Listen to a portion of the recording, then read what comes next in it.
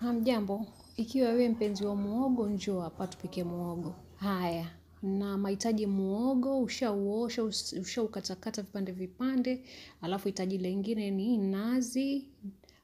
Nazi nitaichanganya na maji, nazi nzito, ambayo ni tui zito.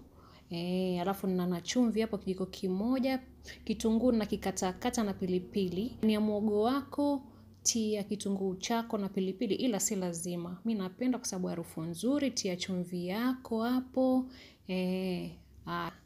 Kisha utamimina lile tui nilokuonyesha kwenye kikombe, lichanganya na maji ndio liwe tui jepesi. Finika muhogo wako utokote mpaka uive, na hii muhogo uliko mwepesi, yani mlaini, na kwa hivyo umeiva haraka yani.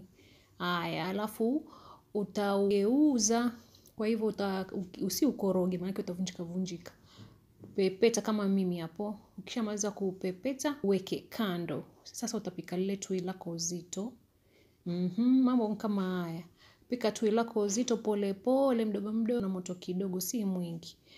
Tui lako likiwa zito kama hivyo, tutamimina tui ndani ya muhogo wetu. Mwanangu shata ona ukipenda kula vitu vitamu vya nazi nazi, basi mambo kama haya. Na resipi yenyewe hii ni rahisi kama nini. Jaribu ukipenda pia wewe ule mihogo mitamu. Nitakuwekea hapo kwenye captions kila kitu unachohitaji. Alafu pia usisahau kwenda kwenye YouTube channel yangu ukasubscribe tafadhali kama hujasubscribe.